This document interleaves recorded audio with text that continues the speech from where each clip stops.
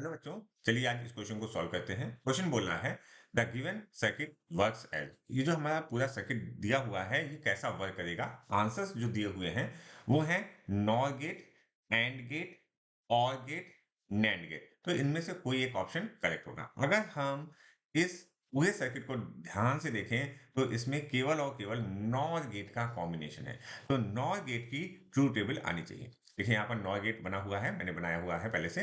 तो यहाँ पर ए और बी इनपुट है और क्यू क्या है, आउटपुट है। अच्छा, अगर ए को हम 0 देते हैं और बी को 0 देते हैं तो हमारा आउटपुट 1 आता है।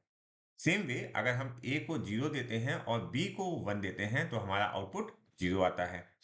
अगर हम ए को 1 देते हैं, बी को 0 देते हैं तो क्यू क्या आता है, 0 आता है। अगेन अगर हम ए को 1 देते हैं, बी को 1 देते हैं तो हमारा आउटपुट क्या आता है, 0 आता है। ये नॉर गेट की ट्रू टेबल है। अच्छा, अब इस ट्रू टेबल को ध्यान रखते हुए हम क्वेश्चन को सॉल्व करते हैं। यहाँ पर पहले गेट पे हम ध्यान देते हैं, पहले नॉर गेट पर हमने ए इनपुट किया है।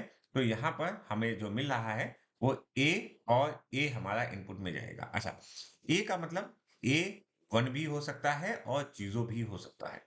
ठीक है, तो मतलब 1-1 जाएगा। अगर हम 1 कहें तो 1-1 जाएगा या 0-0 जाएगा। तो देखो 0-0 वाला कॉम्बिनेशन देख लो और 1-1 वाला कॉम्बिनेशन देख लो। ठीक है, एक्चुअली में इस वाले गेट में ये ए का मतलब ए नहीं है। ये एक इनपुट है, ये दूसरा इनपुट है। 2 इनपुट्स हैं एक्चुअली में। ठीक है, तो 0-0 वाले में 1 आ रहा है और 1-1 वाले में 0 आ रहा है। मतलब एक्चुअली में बार आएगा यहाँ पर, जो हमारा आंसर आएगा that is a bar. Same way अगर हम बी के बारे में बात करें तो यहाँ पर आप बी इनपुट में डाल रहे हो और बी इनपुट में डाल रहे हो।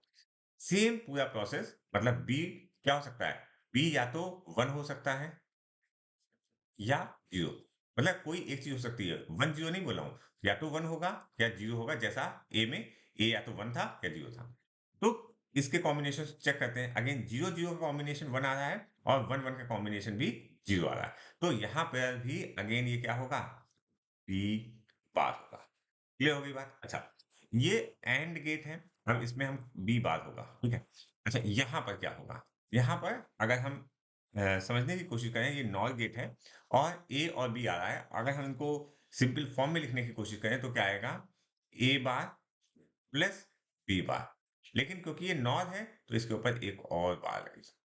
क्लियर हो गई बात। अच्छा, अब हमें एक प्रिंसिपल यूज करना पड़ेगा जिसमें हम क्या कहते हैं कि ए बार प्लस बी बार का complete bar is equal to A bar, A double bar dot B double bar and that is equal to A B.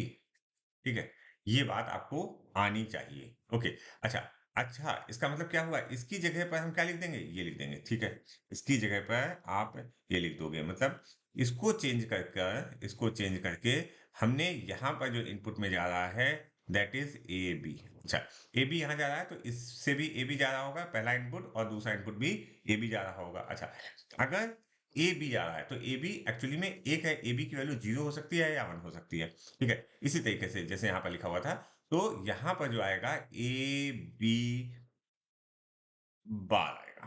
ठीक है, अच्छा आपने क्या डाला, देखो इनपुट में ए बी डाला और आया ए डॉट बी बार। तो ये डॉट जब आता है तो इसका मतलब क्या होता है, डॉट जब आता है तो क्या होता है, एंड गेट। लेकिन एंड के साथ साथ बार भी लगा हुआ है, तो ये इसका आंसर क्या आना चाहिए, इसका आंसर आना चाहिए नैंड गेट। ठीक है, तो देखिए हमारा option 4 is correct for this question.